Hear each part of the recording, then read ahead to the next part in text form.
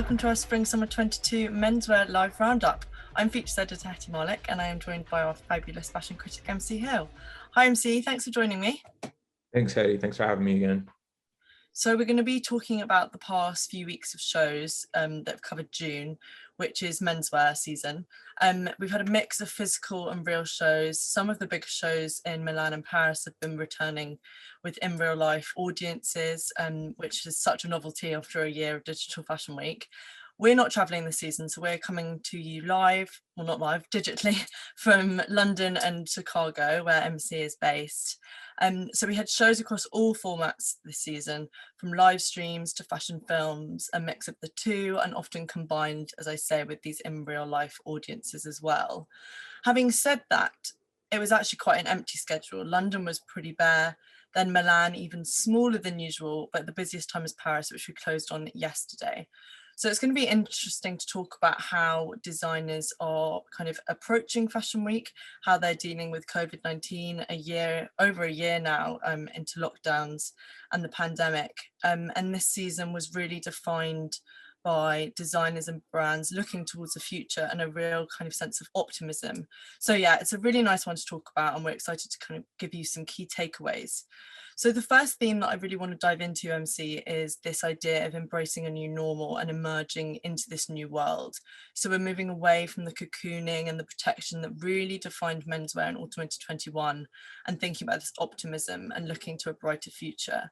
So silhouettes and fabrications were really across the board pretty lightweight in both spirit and fit. So let's start with Fendi, who kicked off Milan and held this amazing pre-filmed show on the rooftop of their HQ in Rome. So this was all about the idea of a new era and new possibilities. The collection felt a lot calmer, a lot more self-assured, I think, than we've seen previously, and this very much reflected this idea that I was talking about the end being in sight and looking towards normality next summer. Fendi usually kind of set the tone for how menswear goes, and there was no different this season. The pastel and kind of monochrome looks this season we also saw filtered through a lot of other brands, and at Fendi we had kind of lilacs, mint greens, lemons, olives and blues, so really lovely and inviting palette. As I mentioned, here at Fendi, we have a lighter silhouette and a very kind of humble luxury. What did you think about the clothes, MC? What were your key takeaways? Kind of key takeaways were what you said earlier about the transition from fall to spring, the kind of chrysalis of cocooning yourselves in something secure and safe and warm because you are indoors and you want to feel that sense of safety. This show had a real freedom to it.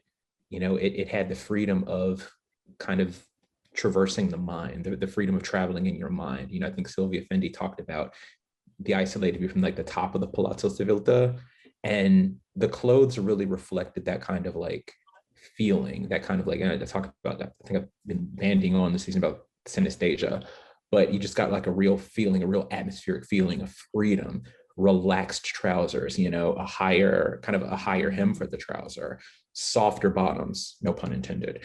And you also had this like kind of hard exterior, but also cropped to give you a little like, I guess if you want to think in terms of livable terms, a suntan of the torso. But I was thinking in terms of like, I think when we talked about it, I was thinking in terms of like the hard against the soft, where you think of architecture and you think of like living your life out loud and kind of the freedom and the audacity of just constructing a large building, right? And that's what kind of the suiting gave you. But then you had the super soft, silky shorts almost. So yeah, I thought that she really encapsulated kind of what we all think we'll feel when we get outside. And it also, it ties into who she is as a person. She's a bit of a gypsy, you know, like she was raised by that kind of iconic family, all the sisters, her mom and all that. But then she ran away from that, was kind of a beach bum. And so I remember like, she said something about like feeling like detached from who she was at one point and just like dreaming what she would do if she wasn't at Fendi. You know, and so I think there's an inherent idea of escapism that comes through in her work when you see it. So she's always traveling. Her mind's always going someplace. You know, if she's designing menswear, she's probably thinking about the next film she's going to co-produce. And so, yeah, intrinsically, this collection was very, even if you can't tell from the clothes, there's an intrinsic underpinning of freedom and of flight and of going. Definitely. So that was kind of some really nice calming feelings. And then we move on to a bit of punk and hedonism at Walter van Beirendonck and Loewe, who are both looking at raves and this idea that everyone is now thinking about being hot and sweaty and intertwined in clubs. Both were defined by these really, really neon colour palettes, and Walter van Beirendonck has always looked at these ideas of kind of fantasy dreams underpinned by kind of sexiness and fetish and things like that. In this collection, we had painted folklorish looking motifs, which are really iconic and well known in Walter's work, and we had those across bodysuits.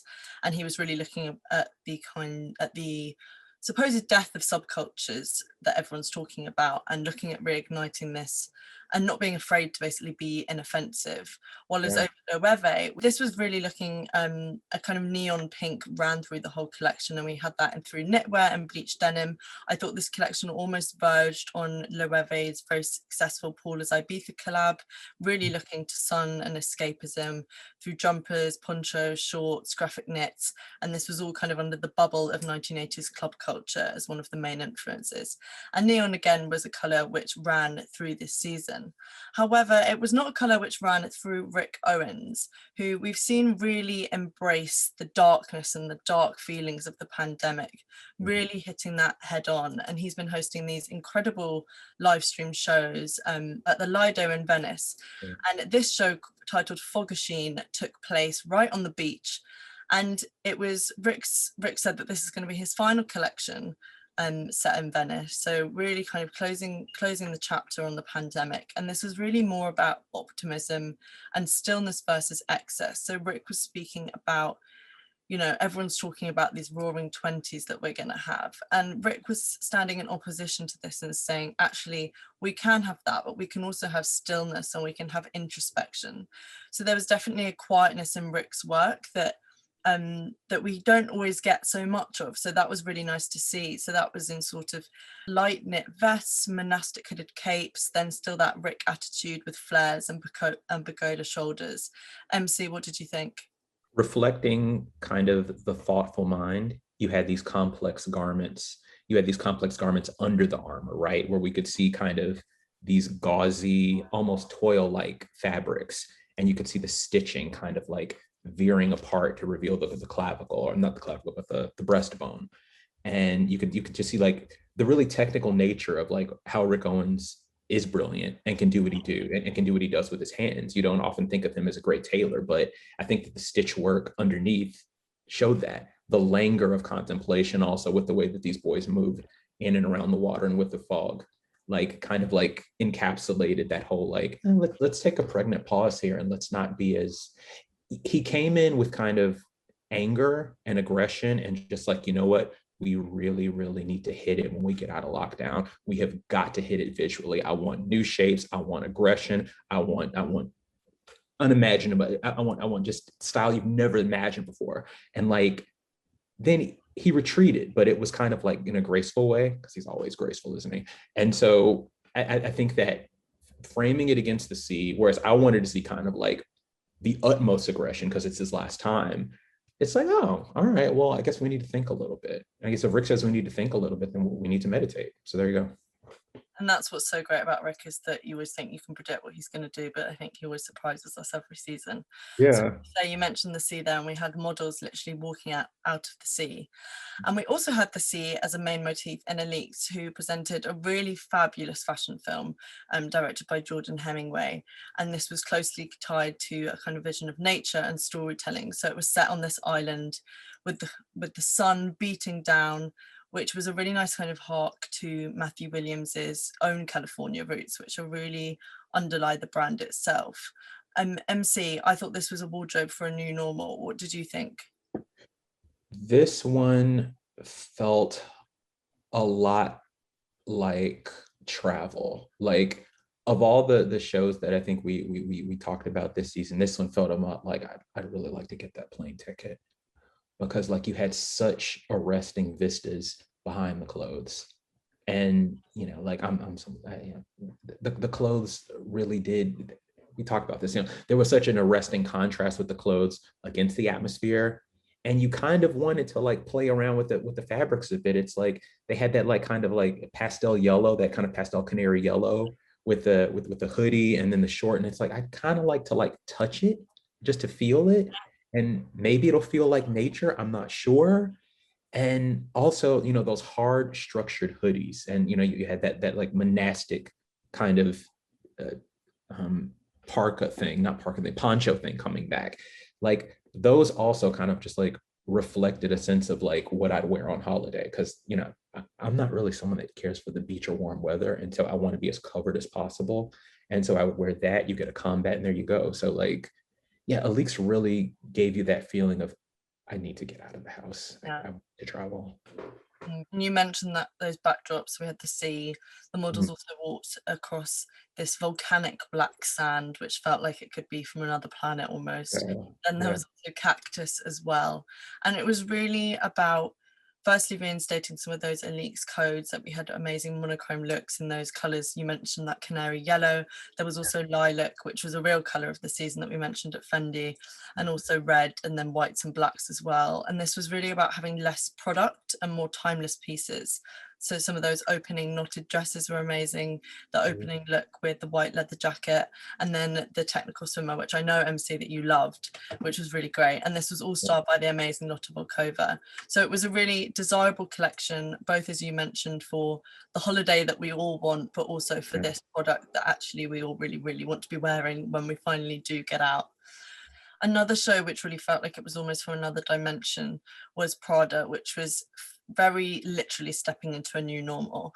It's Raf Simons and Mrs. Prada's fourth show together.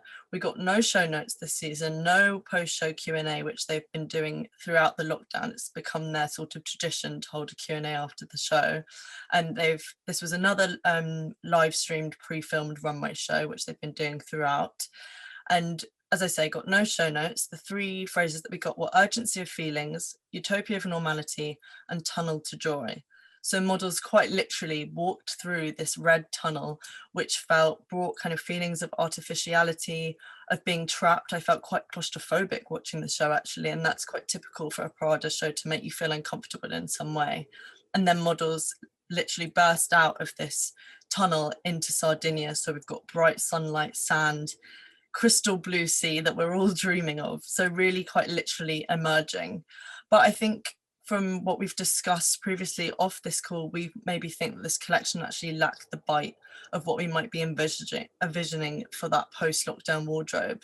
We had very literal products such as bucket hats for the beach, rompers, very short shorts and knit vests, but we kind of feel that this missed the bite that we love from a Prada show and missed that tactility and complexity. Agreed. It happened. You know, we had a talk about it, and I think we have recording somewhere on Show Studio site. So I've said all I need to say about Prada. It certainly happened. Yeah. Well, I think what Prada really signaled to was this tension between being commercial and product based, which brands have to do to survive. Also something that's more fashion based, and it's something that designers have also been really grappling with throughout lockdown, as they've had less foot traffic in stores. We've had an increase in brands launching direct to consumer models. That's been really growing exponentially. More people are shopping online, as you obviously can't go into stores. So it's something that brands have really had to do to survive lockdown, is find that balance between fashion and product. And maybe Prada was that essential, more product-based collection that they need to keep them going, because it is a brand at the end of the day. But that does lead me on to this next idea and theme of the season, which really cropped up, which is product versus fashion and that tension. People who really hit the nail on the head with this season were a Cold War, Samuel Ross's brand, which is now based in Milan. Samuel really has a great relationship with his consumer. He really listens to them every season and comes back and develops products. There's a real agency to his viewer and respect that he has for them. Every season he's working on lowering those price points, making it more kind of both approachable and penetrable for everyone to get involved with. And this season, he really was progressing the ACW streetwear side. So you've got more of those graphics, and then the Cold War artisanal side. For instance, a look which really encapsulated this was a red belted tracksuit, which as a glance, I actually thought was a suit in the fashion film that they produced. But as I say, actually it's a tracksuit. Someone else who really did this well was Sune, a Milan-based brand. They presented a film for their canvas, their kind of ongoing canvas collection software. It's basically a software that they developed in the pandemic last year, mainly with buyers, but shoppers can use it as well. So it's a software where you have the collection all in white, and in canvas material, I believe, mostly, and then shoppers and buyers can customize that as they see fit. And if you were in Milan, visitors could actually visit the Sene hub and experience this kind of in-between space of in real life and URL, which is really interesting. However, I think a really interesting brand to talk about when we're talking about this push and pull between commerciality and fashion is Dior with Kim Jones. So Kim Jones, king of the collaboration, this season he collaborated with Travis Scott, which is quite a surprise, and it's the first musician that Dior have worked with in this way, literally co-designing a collection and collaborating it. And I want to really kind of do some key takeaways and talk a bit about whether this was product or whether it was hype, whether there's an in-between space, whether there's a sweet spot, and whether Kim found this. So for Kim, it's a natural and authentic move to be working with Travis. Musicians have been really key to his tenure at Dior, and they're part of his community, and he really collaborates and works with people that he loves and respects each season. So for the show, there was a real life audience in Paris, and it was live streamed. There was an amazing set, which was a mix of roses symbolizing Monsieur Dior's childhood home, and cactus from Scott's native Texas, and also playing on the word of Cactus Jack, which is his record label. So it was all about conversation basically between Kim, Monsieur Dior, and Travis Scott. But I want to know, and I want to talk about whether this lent too much into that hype and whether it felt too product based. I think that what was really great about this was the Intarsia knitwear with the Travis Cactus Jack artworks on it, the graphics. Also, there was an interpretation of the Dior oblique in another piece of knitwear where Jack replaced the oblique symbols, which I thought was really, really successful and felt like a genuine merging of the two.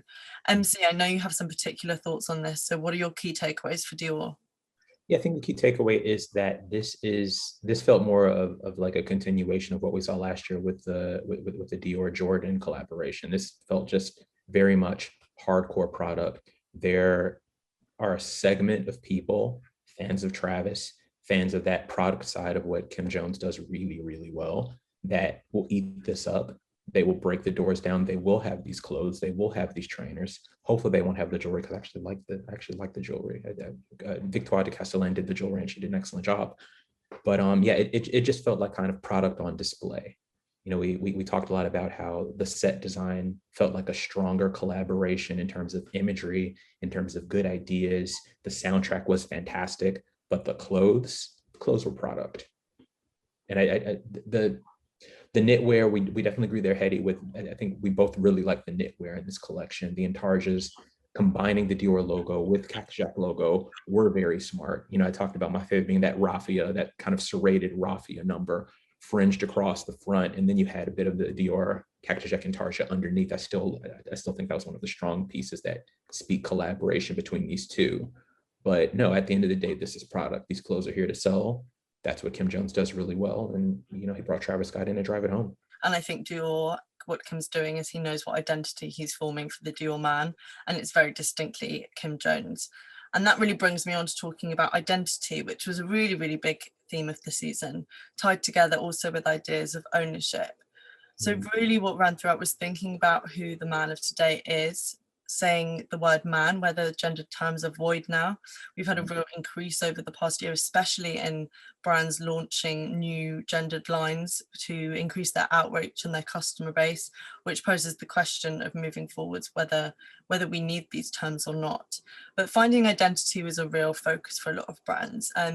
Again, someone that did this really well was Mark Weston at Dunhill. He was exploring British male archetypes. The lookbook was especially successful. I thought it was a really clever way of approaching a lookbook. It was an animated lookbook in motion. So you had the different images, and then a man from one would suddenly start moving and walk into another. And I thought that was really clever, and also reflected inherently what was happening in the collection was playing with these intersectional spaces of different British men, such as 80s casuals and dandies. So for instance, we had the compendium coat, which is a jacket that can be worn in multiple ways, which is so reflective of all these ideas that Weston was looking at. In contrast, we had maybe some not so great collections from Burberry and Ferrari. And while Weston kind of hit the nail on the head with some looking at British male archetypes, at Burberry, which is a heritage British brand, it felt almost like Riccardo Tisci had lost sight of that. And it's somewhere where he started when he was at Burberry, really looking at these types, and maybe that's something that he should return to looking with. And it felt like maybe things got away from him a bit this season.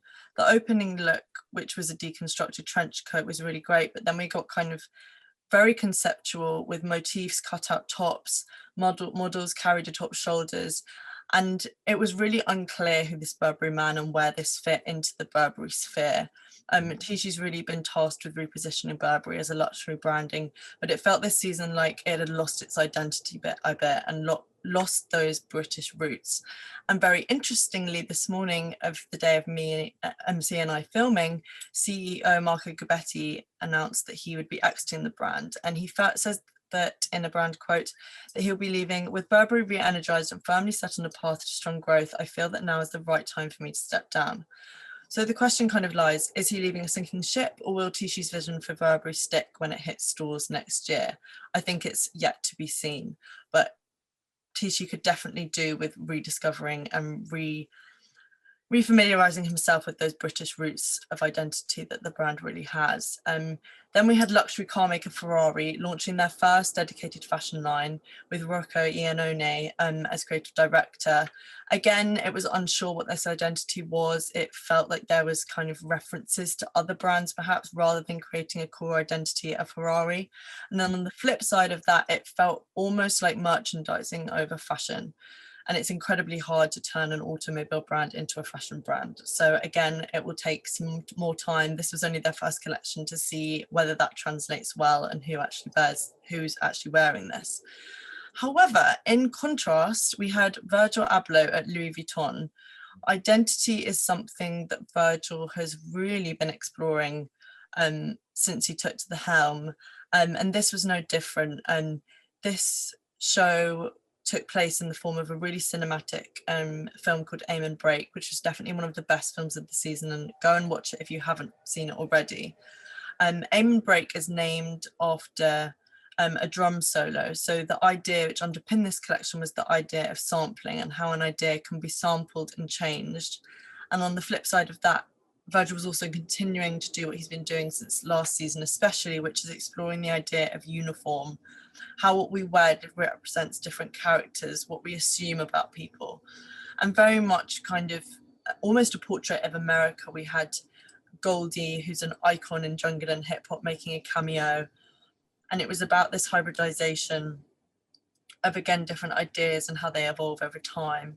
And that was particularly noticeable in the suiting, which hybridized with tracksuits, when we had references to boxing, martial arts, basketball, and it was all about this idea of copy and collaboration. And that's really significant in the context of Louis Vuitton. What did you think, MC? As someone that kind of has a fraught fashion history with identity and ownership, Virgil Abloh did the smartest thing he could do, fall 21 to now, which is get out of the way and give the identity and ownership to the people who actually own it and identify with it.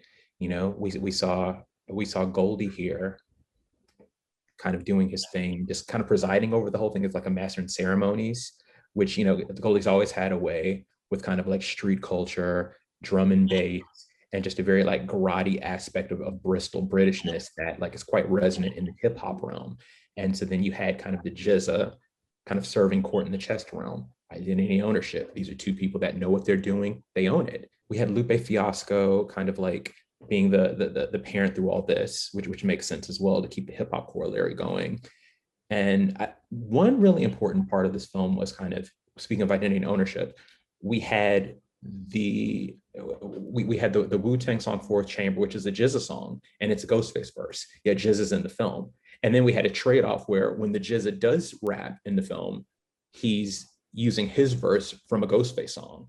And so you have this really trade-off, very like humble, honest, no ego, showing how identity and ownership can interplay in a fashion context. So it's really like this weird like way of teaching fashion how this works. And so I really appreciate the humility that Virgil has shown over the last like year, getting out of his own way and giving us something to really attach to. And I think it's interesting then to move on and talk about GmbH, because on the flip side, GmbH, Benjamin and Serhat were looking at the very concept of whiteness and what appropriating whiteness might look like. So we've just gone from talking about Louis Vuitton, who's talking about the copy, appropriating ideas, but also presenting what Virgil's really been doing is changing the face of luxury. You know, he's a black designer at a luxury brand, the first to do so. In this way, so which is really incredible. So it's really interesting to see GmbH flip appropriation, which happens so much throughout the industry, on its head. And it's really about highlighting how things are appropriated and they're not true to the source in this sense. So it's showing how, you know, this is intentionally meant to be a misunderstood representation of whiteness. So it was a really great concise collection of 30 looks, a lot of the shoulder wrapping tailoring, which is very distinct to GmbH and really, really beautifully done. And then we start to have these tropes such as equestrian boots and coats in the opening look with the shoulder wrap that I was just talking about. We've got double denim, which obviously makes you think of Britney and Justin Timberlake, those early 2000s kind of references, which are very kind of white pop culture. Then we've got kind of bubblegum pink football shirts. And as I say, it's kind of all meant to be this very misunderstood identity. MC, I know you spoke to the boys about it. What did you think? I think the best way to approach this aspect of GmbH is to think about what Virgil did with the Air Force One, to where he's decided to kind of like customize it and collaborate with Nike and Louis Vuitton to do something different with it. That's a shoe that's very intriguing with the identity and ownership conversation, because it's something that's very steeped in Black culture, but we may not own it, but we kind of gave it its cachet, i.e. we kind of do own it. And so GmbH kind of did that with whiteness. It's something that like, I may not identify as white because I'm not, that's not my race, you know, you may not, but we all inherently do, because we're all in this capitalistic economy. We all remember Justin, we all remember Britney, we all remember the denim pantsuit mom with the cowboy hat. You know, we all remember Guess, some of the pastels from this collection, remember Guess by Marciano, those campaigns. And so in a way, we all own this, but we may not identify with it. And that's where the GmbH boys really struck a chord with me personally, with the way that they kind of stuck a middle finger into the whiteness, to where it's like they're turning gay shame, they're instituting gay shame and kind of homophobia, deep-seated homophobia in the white community, particularly that, you know, that upper class white community, into this collection. You know, they're tying the shirts on the torso, they're sissifying it, they're giving these boys a sweetheart neckline with bandeau tops and with kind of the fur fringe. And you know, you get the polo Ralph Lauren connotations with the high boot, the tight white trouser. And there was a frisson of just like homosexual yearning in that collection. And you know, the upper crust can't stand that, because that's just embarrassing. So I really love the way that they took a real cheeky, sardonic take at identity and ownership. I also thought it was interesting, this idea of whiteness and just flipping on its head and being like, how do you feel about being appropriated? Yeah, it's not reflective, is it? And I thought that was really, really clever. Exactly. And I want to finish on another really positive note. I'm kind of with a bang with Glenn Martens, who's our favorite man of the moment at the moment. So Glenn's had an incredible season, had debuted his first on-schedule collection for Diesel. So really heralding in a new identity and a new era at the brand. And then we've also got him at his own brand Y Project, where he's been creative director since 2013. And we really had that language and identity is developed and established now. So this season we saw him able to play with that a bit more, that twisted brand signature, twisted kind of classic, twisted take on classics basically. And he really successfully applied that to a Fila collab this season. And that really showed how strong the languages that he's built.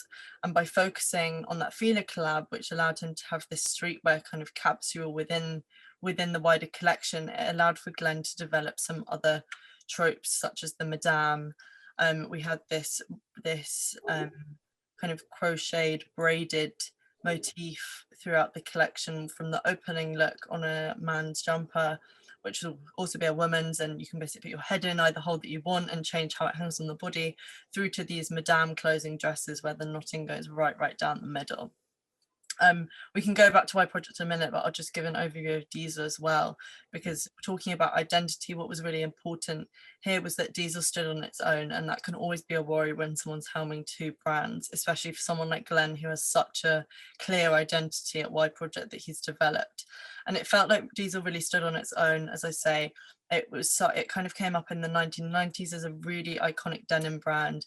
They made denim luxury and desirable, but Glenn has really been tasked with making this relevant again to a contemporary audience. And I said this in my live review with Callum, that I want to wear Diesel again. It's cool. And I think he really successfully hit the nail on the head with this, rediscovered the cool factor, presented this in an amazing film with Frank Lebon, which took us from House Party through to Street to Elevator, and then even all the way to Planet Mars.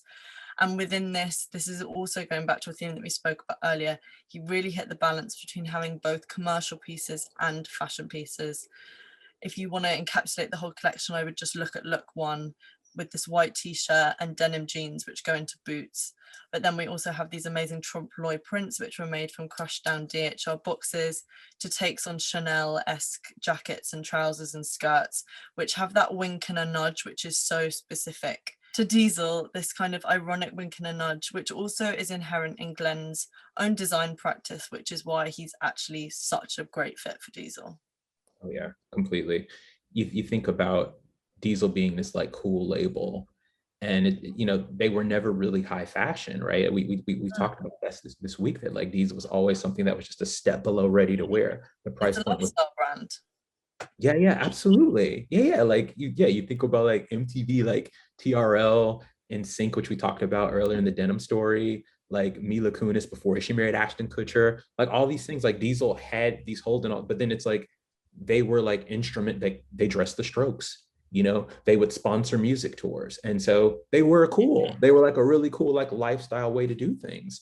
And Glenn Martens really nailed it. He really got the essence of what Diesel's about. You talked about look one, Ella, where she's running throughout the film. That's Diesel. That white shirt and that proper denim, a little slinky, a little attenuated, but it works. Such a good showing. Like that film is just amazing. And I'm just so happy with the output and how he was able to jump out of his own kind of design codes in his own way of doing things at Y Project and not make it Y Project West. It really is its own thing, and that own thing is Diesel. Completely. It was celebrating the Diesel archive, setting a really new identity both for the brand and also for what Glenn can do as a designer. And this collection is a great place to kind of close on, because it feels incredibly now, and it taps into what people want to wear and what identities people want to have as we move into this new kind of normal. Really, over the last year, and strengthened our connections to the online. We're living online more than ever before. As I mentioned at the beginning, we've been having digital fashion weeks, and this possibility for having multiple identities is always increasing. Balenciaga recently released a campaign for their Autumn Winter 21 collection, which is based on a video game. And this kind of signals again to this increasing gaming, as I've mentioned, brands doing direct to consumer. So living our lives online is kind of, the meaning of that is completely changing, and brands can't ignore this moving forward. So I'm really interested to see, as we look towards September and women's wear, how designers will be sitting in this new world. So that's kind of menswear in a nutshell for you. But for more content like this, obviously do everything, like, comment, subscribe, but also head over to showstudio.com, because we have live reviews on all the biggest shows of this season with everything that you need to know. And we'll be back in a week with couture. So thank you so much for watching, and we'll see you next time. Thanks. Bye. Bye.